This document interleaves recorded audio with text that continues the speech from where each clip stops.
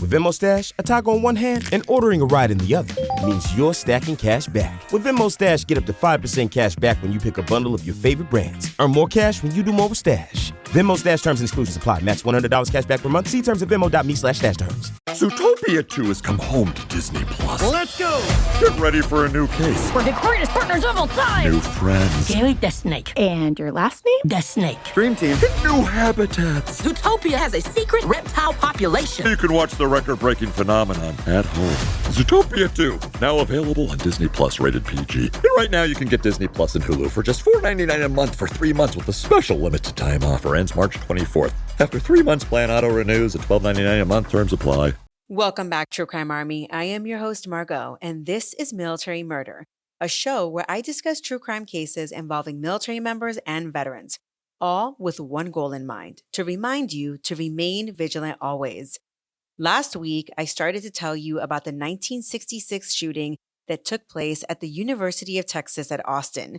I left off as investigators went to the perpetrator's home and found a note.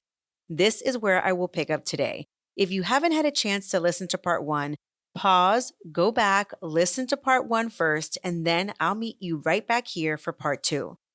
Join me today as I bring you the conclusion of the tragic 1966 massacre at the University of Texas at the hands of a veteran by the name of Charles Whitman. Now, let's dig in. Military murder is an independent project and is not endorsed by the Department of Defense or any military component. The views expressed are those of the host. The content of this podcast is not meant to be legal or medical advice. Warning, this episode contains graphic details of murder and is not suitable for young listeners. Listener discretion is advised.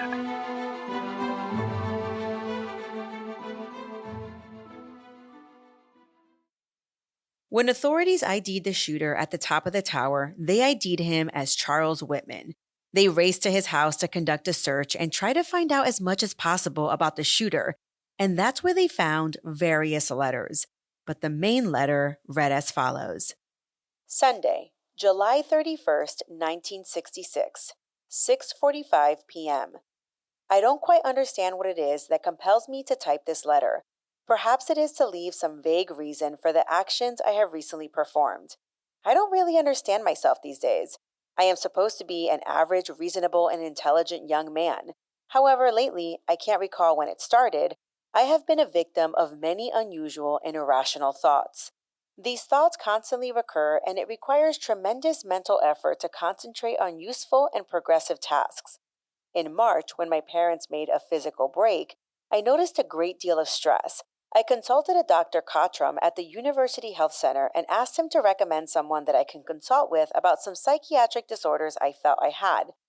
I talked to the doctor once for about 2 hours and tried to convey to him my fears that I felt come overwhelming violent impulses.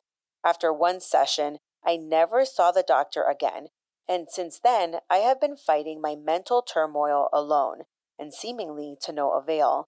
After my death, I wish that an autopsy would be performed on me to see if there is any visible physical disorder. I have had some tremendous headaches in the past and have consumed 2 large bottles of Excedrin in the past 3 months. It was after much thought that I decided to kill my wife, Kathy, tonight after I pick her up from work at the telephone company. I love her dearly, and she has been as fine as a wife to me as any man could ever hope to have. I cannot rationally pinpoint any specific reason for doing this. I don't know whether it is selfishness or if I don't want her to have to face the embarrassment my actions would surely cause her. At this time, though, the prominent reason in my mind is that I truly do not consider this world worth living in, and am prepared to die, and I don't want to leave her to suffer alone in it. I intend to kill her as painlessly as possible. Similar reasons provoked me to take my mother's life also. I don't think the poor woman has ever enjoyed life as she is entitled to. She was a simple young woman who married a very possessive and dominating man all my life as a boy until I ran away from home to join the Marine Corps. Now, at this point, Charles's typewriter ran out of ribbon, which is like the ink, right? So the rest of this letter is handwritten. And in the end, he basically says something like, give the dog to my in-laws. In addition to this letter, though, he did write another letter to each of his brothers. So you're probably wondering, did he do it? Did he actually kill his mom and wife? He sure did. An investigation revealed that earlier on July 31st, which was the day before the massacre, Charles took either his mom or his wife to the movie theaters, and then he did take his mom to lunch. Eventually, later in the evening, when his wife was out working with the telephone company, which is a job that she picked up in the summer when she was out on summer break from teaching high school students, Charlie was home, and that's when he began to type out his letter, which, according to him, he started typing at 6:45 p.m. Well, while Charles was typing his letter, he was interrupted by a knock at the door. And it was a couple who were the Whitmans' friends, and they were just there chit-chatting. They chit-chatted for a little bit, and after they left, Charles sat back down and continued writing his letter. Then he went and picked Kathy up from work, and they returned home. Eventually, Kathy went to sleep for the night, and he told her that he was stepping out to grab something. Just after midnight, Charles left their home and drove to his mother's apartment in Austin. Remember, she had moved there several months earlier. Charles knocked on his mother's door, and she was a bit confused to see him, but she opened it anyway. Once inside, Charles stabbed his mother once, and then he shot her in the head. After this, he placed her on the bed and sat down to write another explanatory letter. He basically described his act of killing his mom as a way to spare her from future suffering. There's something else that Charles did before he left his mom's house. He knew that one of her neighbors checked on her daily, so he wrote another letter pretending to be his mother. And in the letter, he explained that she, meaning the mom, had a late night and wanted to sleep in that morning. Charles then posted the note by the front door so that his mother's friend wouldn't find her too early before he put the rest of his plan in action. After this, Charles returned home, and it is sometime after 3 a.m. that he decides to attack his sleeping wife, stabbing her through the chest and heart, killing her almost instantly. After this, he covered her body and also left another note. Kathy Whitman was just 23 years old at the time of her murder. After committing his second murder, Charles did not sleep that night, but by the time the sun rose on Austin on August 1st, 1966, Charles was preparing for war. That morning, Charles withdrew money from the bank. Then he purchased ammunition, some knives, and even food. He then went to the hardware store, and that's where he purchased a dolly to move heavy equipment, and then he returned home. At home, he filled a footlocker with his kill kit, and his kill kit consisted of multiple rifles, including a Remington 700 hunting rifle and an M1 carbine, a sawed-off shotgun, several handguns, boxes of ammunition, a hatchet, some knives, a machete, canned foods, water, and even a transistor radio. At around 11 a.m., Charles put on a pair of overalls to appear like a maintenance worker. Then he loaded the footlocker into his car and drove to campus, and that's where he parked near the tower. He then placed the footlocker on the dolly and rolled his way towards the main tower building. Near the tower, a security guard offered to help Charles with his items, but Charles was like, no, he lied, and then he said he was good and he was just delivering some equipment. And then Charles even flashed a badge of sorts. It's unclear if it was a fake maintenance pass of sorts or maybe just his student ID, but regardless of what he showed the guard backed up and allowed Charles to proceed inside. Charles entered the main building, then he headed towards the elevator where he pressed the button to go up. He got a little bit nervous because it wasn't opening, and that's when somebody who worked there actually helped him to get it opened. Dolly in tow, Charles then dragged his gear onto the elevator and made his way up to the 27th floor. Up on the 27th floor, he dragged his gear on the dolly up the stairs all the way to the 28th floor where he had full access to the open-air observation deck. Sadly, Edna Townsley was Charles's first victim in the tower. He caught her by surprise, hitting her with the butt of his rifle and then shooting her. She died instantly. The Gabor family, they were attacked as they climbed the stairs to get to the observation deck. After shooting and killing his first 5 victims, including his wife and his mom, Charles then barricaded the entryway. He then took a position at the top of the tower, 235 feet up, and that was where he had a deadly advantage as a trained marksman. It was 11:48 a.m. when he fired his first shot.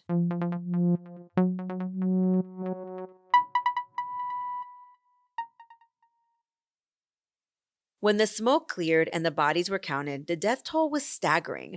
14 people were killed as a direct result of the tower shooting. That included the 3 victims inside the tower, 10 pedestrians, and an unborn baby. Add to that number the murder of Charles's wife and his mother, and that brought the death toll to 16 people. But that number would eventually rise to 17. You see, decades after the shooting, David Gumby, who was injured during the shooting, died from complications from those injuries. The local medical examiner ruled David's death as a homicide related all the way back to the 1966 shooting, which then raised the death toll of the University of Texas shooting to 17 total victims. In addition to those that died, 31 others were wounded during the shooting. It was really hard to find a list of all of the 17 victims, but I did find one website, behindthetower.org, where they listed every single victim. I then went to the archives, newspapers.com, and I found another list that included the 17, or back then it was the 16 victims, in addition to the 31 injured victims. But before I continue any further today, I am going to tell you a little bit more about the murder victims. They are listed in alphabetical order and grouped together if they were family or related to each other. 1. Thomas Aquinas Ashton. 22-year-old Thomas was born and raised in California. He was the oldest of 7 kids. He graduated from USC in 1965 with a degree in poli-sci and initially planned to attend law school. But after President Kennedy was assassinated, he joined the Peace Corps instead. He was actually at the University of Texas in the summer of 1966 on an assignment from the Peace Corps to study Persian. Because get this, he was assigned to Iran as an English teacher. He would have left to Iran in mid-September 1966. Thomas was shot as he was heading to a volunteer luncheon. 2. Robert Hamilton Boyer. 33-year-old Robert was a mathematician. He had been working in Mexico and had traveled to Texas just to visit some friends, and he had only been in Texas for less than 24 hours before he was killed. After his trip to Texas, he had planned to return to England, where he would teach applied mathematics at the University of Liverpool. Sadly, Robert was shot as he was walking towards the main building of the tower. Robert was survived by his pregnant wife and 2 young children. 3. Thomas Frederick Ekman. 18-year-old Thomas was an Ohio native who arrived at UT for summer classes in 1966. It was while he was participating in the Students for a Democratic Society meeting that he met Claire Wilson. 18-year-old Claire was 6 months pregnant when she first met Thomas. They hit it off and soon began dating and living together. Thomas and Claire had just left an SDS meeting as they walked across the Tower Plaza. Claire was shot first. Thomas was the shooter's second victim, and he was killed instantly. Thomas was survived by his parents. 4. Baby boy Wilson. 18-year-old Claire Wilson was 8 months pregnant with a baby boy when she became the first person shot by Charles Whitman when the shooting rampage began at 11:48 a.m. Claire was shot through the abdomen, and while she survived, her baby did not. 5 and 6. The Gabor family. Marguerite Lamport and her husband William lived in the Austin, Texas area. Marguerite's brother MJ was married to Mary, and MJ and Mary had 3 kids, 1 daughter and 2 sons. And the 2 sons were 19-year-old Mike and 16-year-old Martin, who went by Mark. That weekend, the Gabor family, minus their daughter who had to work, were on a mini vacation from Texarkana to Houston when they decided to make a pit stop to visit Auntie Marguerite. Marguerite thought it would be great to take the family to see Austin from the University of Texas Tower. So that morning, Marguerite, her husband, her brother, and sister-in-law, and her 2 nephews headed to UT. They entered the main tower building, took the elevator to the 27th floor, and they began to climb the stairs to the 28th floor. But you know, when you're with a big group, you have people who stop and they look at things and just walk much slower than the rest of the group. Well, the teen boys, Mike and Mark, they got to the top of the stairs first. And when they noticed that there was like a makeshift barricade of sorts, they thought it was a janitorial barricade. So they attempted to squeeze through to talk to the receptionist. But that's when Charles Whitman saw them and raised his sawed-off shotgun hitting both boys. Mom Mary and Auntie Marguerite were on the stairwell when this happened, and Charles just pointed his shotgun in that general direction and shot both women as well.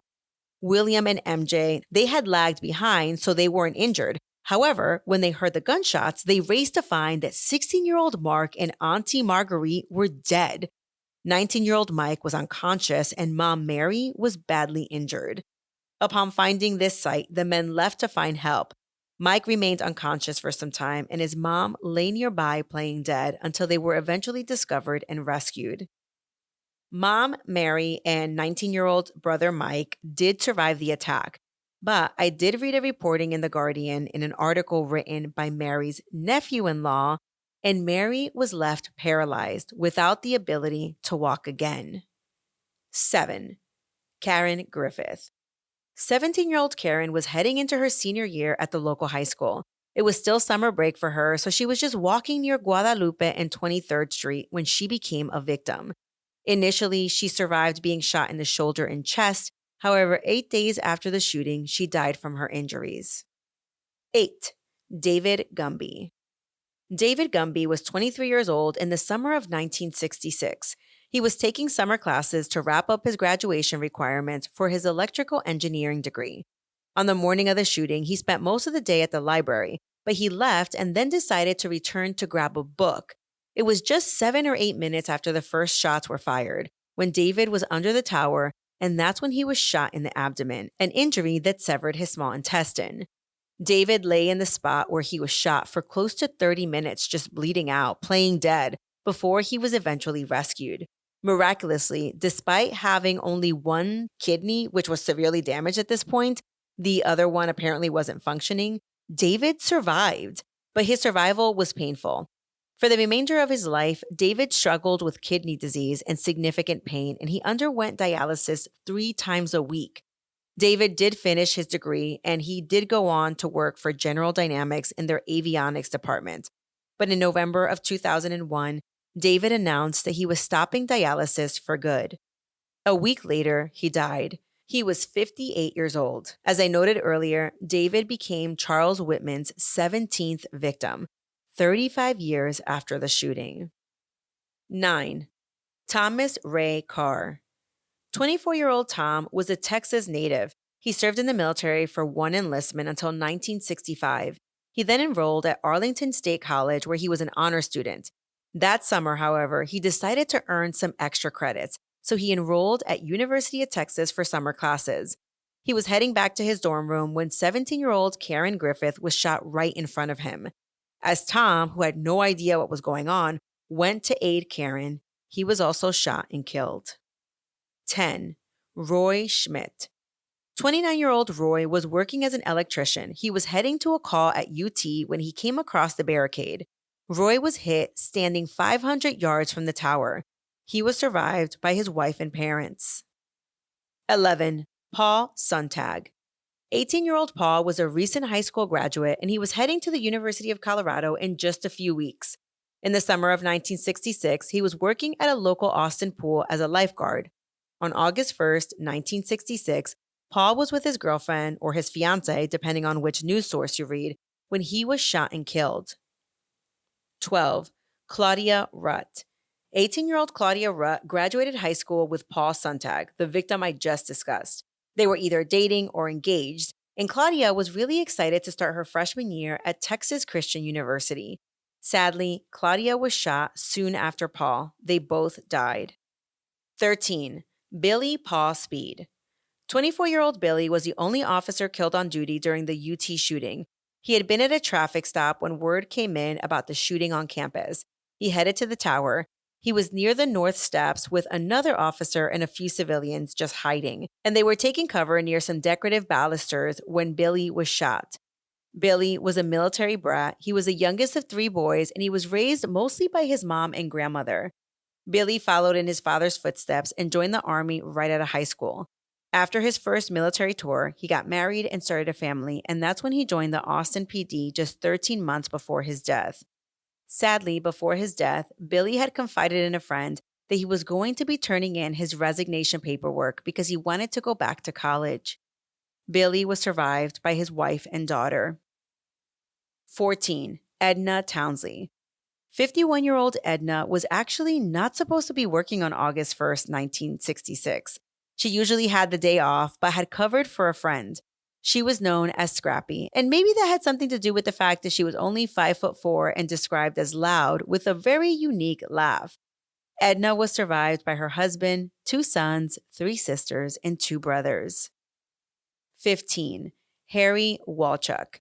38-year-old Harry was a Minnesota native. He was also a husband and father of 6 kids. While he called Minnesota home, the University of Texas was his alma mater, as he had received his bachelor's from UT in 1954. Well, 12 years after getting his bachelor's, he was back at UT, this time as a PhD student. And on August 1st, 1966, he was in the library doing some research when he decided to take a lunch break. Just after noon, he walked out to Guadalupe, which is the road we already know was highly exposed to the clock tower. And as he was walking, Harry was shot and killed. 16. Kathy Whitman. 23-year-old Kathy was Charles Whitman's wife. Born Kathleen Leisner, she was the only daughter of Raymond and Florence Leisner. A Texas native, she was upbeat and participated in a lot of social activities. 6 years before her death in 1960 as a teenager, she was crowned Queen of the Needville Youth Fair. Following in her mother's footsteps, who was an elementary school English teacher, Kathy obtained a bachelor's degree in science education from the University of Texas. Kathy worked as a biology teacher at the local Austin High School during the academic year, and during the summers, she worked at the telephone company. Kathy was survived by her mother and father, who stated that they were absolutely stunned to hear that Kathy's husband committed such a tragedy.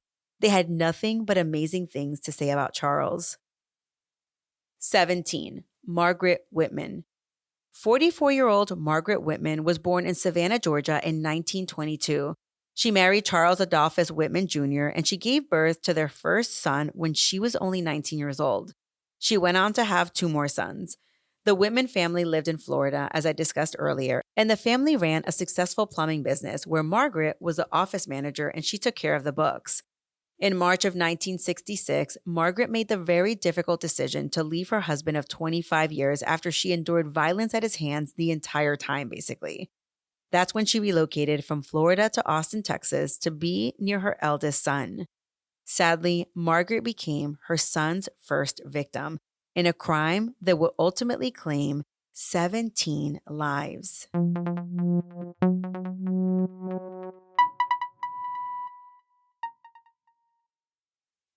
As the city of Austin tried to come to grips with what had just happened, the state ordered an autopsy on the gunman.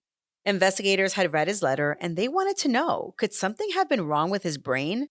And the thing is that when doctors actually went in and examined Charles Whitman's brain, they did find something unusual. It was a small tumor in the white matter near the amygdala. A panel of doctors later concluded that the tumor may have influenced his behavior, but there was no way to know for certain. As I was researching this episode, I also came across a scientific case study that looked at Charles Whitman through the lens of traumatic brain injury, or TBI for short. And let me tell you, that entire case study sent me down a rabbit hole, because that's where I learned that while Charles was in the Marine Corps, he was reportedly struck by lightning and thrown back onto a truck. I mean, like, what in the hell? How many people actually get struck by lightning? And that wasn't the only head trauma in his life. While he was a student at UT on scholarship, he was involved in a rollover crash in a Corvette convertible. He was also in another rollover accident while he was on active duty, when all of a sudden a military Jeep that he was in went down a 25-foot embankment. In that crash, Whitman was reportedly knocked unconscious, at least briefly. Then, before he left the Marines, he and a friend were attacked by another group of Marines in what appears to have been a case of mistaken identity. During that assault, Whitman was knocked to the ground and kicked several times. So, sadly, Charles Whitman does appear to have experienced multiple head injuries in his short life. Whether any of those injuries or the tumor played a role in his actions, however, is something that no one has ever been able to say for certain. None of that excuses, however, what he did. It only helps explain why this case still raises so many questions even today. What we do know is this. The University of Texas Tower shooting is often called the first modern American mass shooting. And it was not literally the first time that someone opened fire in a public place, but it was one of the cases that forced Americans to basically confront just how vulnerable public spaces and especially schools can be. And this shooting influenced a number of changes. And those changes occurred especially in policing. A lot of people point to this tragedy as an important precursor to modern SWAT teams. Now, just to be clear before anyone jumps in the comment section, the stronger historical catalyst to the SWAT teams appears to have been the 1965 Watts riots in LA. And the term SWAT, all capital letters, is most closely associated with LAPD and Daryl Gates. But the UT Tower shooting further exposed major weaknesses in how police departments responded to heavily armed suspects in high-risk situations. It also helped reinforce the need for specially trained officers who could respond quickly, move tactically, and deal with extraordinary threats. And by the way, SWAT stands for Special Weapons and Tactics. This shooting also helped drive changes in campus policing. At the time of the attack, UT did not have its own commissioned campus police force, and the response relied heavily on city police in a fast-moving and chaotic situation. In the aftermath, Texas passed legislation allowing universities to establish their own police departments. Over time, campus policing became much more common nationwide. And the last thing I'll mention is that this case brought greater attention to mental health warning signs. Because think about it, this shooter had, no kidding, documented psychological distress. He had violent thoughts. He even shared parts of those fantasies with a psychiatrist, and still nothing happened to stop him. Now, I'm not saying this case directly created the kinds of mental health screening questions we hear about today. You know, like whenever you go anywhere and to like a doctor and they're like, hey, are you having thoughts about harming yourself or harming others? But this case absolutely became part of the larger conversation about threat assessment, warning signs, and what happens when clear red flags are missed. And maybe that's the most chilling part about this entire case. On the outside, it was just another hot summer day on a college campus, until suddenly it wasn't. And in the span of 96 minutes, lives were stolen, families were shattered, and America got a horrifying glimpse of a kind of violence that it would come to know all too often. So while history may remember the tower and the gunman, we should remember the people, because their stories are what truly matter. And because of this case, policing changes occurred that would ultimately save many lives.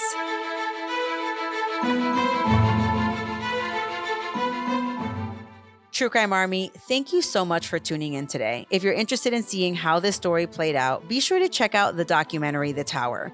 It's available on Amazon Prime, and I'm going to link it in my show notes. And to be honest, it's a unique true crime documentary, in my personal opinion. And it's unique because it's like half animated. But in the end, you do get to see and hear from some of the key players in this case, like Claire, Officer Martinez, Officer McCoy, and even Alan Crum. You get to hear from one of the heroes who risked his life to grab Claire. Yeah, if you are wanting a good cry, you definitely need to rent the show now. You're not going to regret it. It is really, really good. My sources for this story include reporting by the Texas Tribune, the Daily Texan, PBS, Out of the Blue, BehindTheTower.org, Time Magazine, the Texas State Historical Association, KQED, The Washington Post, The Guardian, Texas Archives, UT Austin News, and The Tower documentary. Military Murder is a Mama Margot production. The music was created by Tyops. Until next time, remember, you never really know what someone is capable of, so remain vigilant always. You have a fabulous week, and I'll keep digging to bring you another military murder story next time.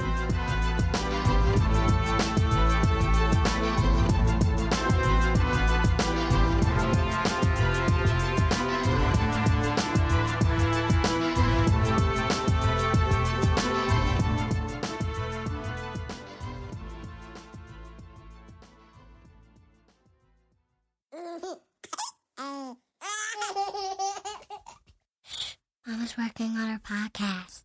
I don't want to.